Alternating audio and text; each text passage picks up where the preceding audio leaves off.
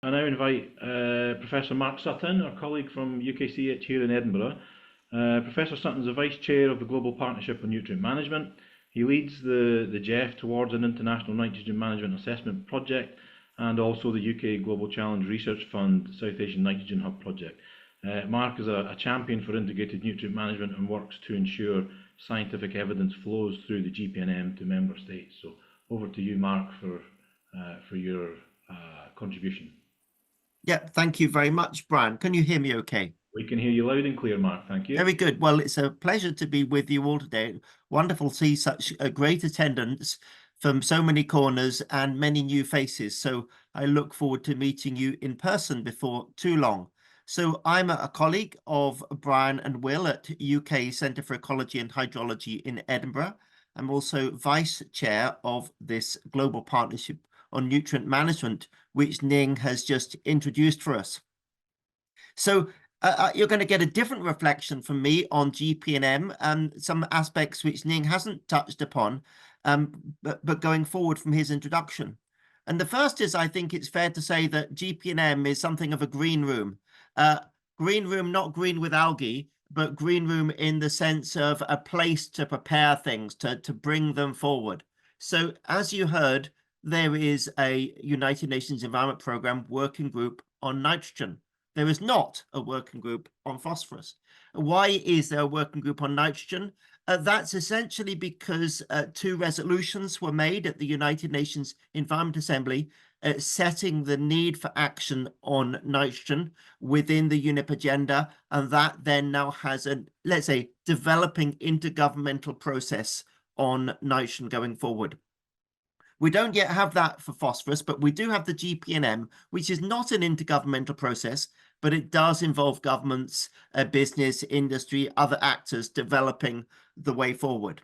Now, in developing that way forward, let's think of some of the challenges that GP&M faces. The first is really just raising awareness of the need to act on nutrients, and then raising awareness in this case on the need to act on phosphorus. If you look at the attention given to phosphorus compared to, let's say, climate change is so much bigger. And yet the reality is that we know that all of these things are linked. Phosphorus, climate change, water quality are all part and parcel of the same puzzle. So we do need to give it more attention. And that's one option that GP&M can do.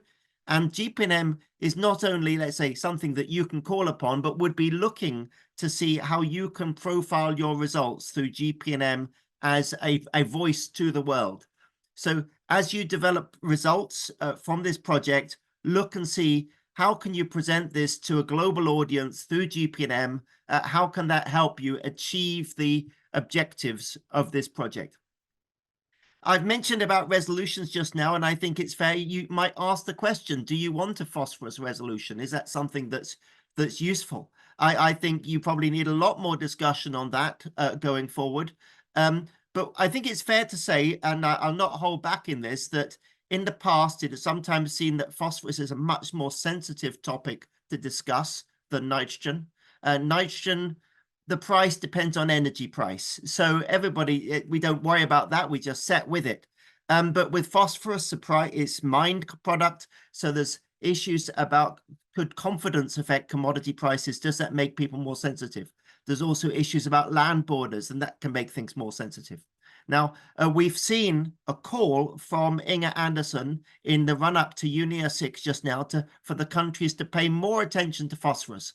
We didn't actually see that this time, but is that going to happen going forward? So I think raise the question of GP&M, a multi-actor process, but if you want to strengthen the game in terms of intergovernmental engagement, and what do you want from other governments, then that's where UNEA can help you.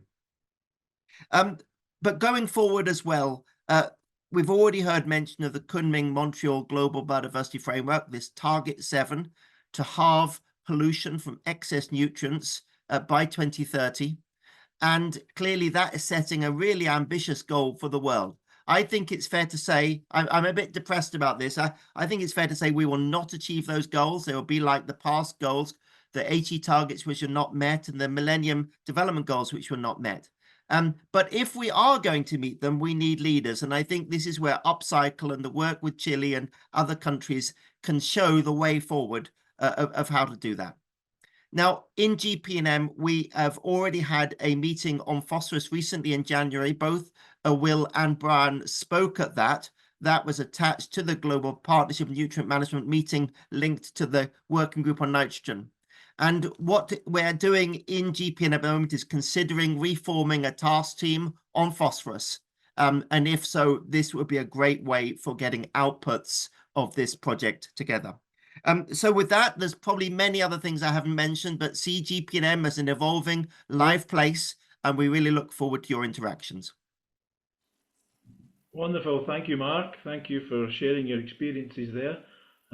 Very important for us to listen to, and especially for us to learn from the progress that's been made on nitrogen through the GP&M and other activities.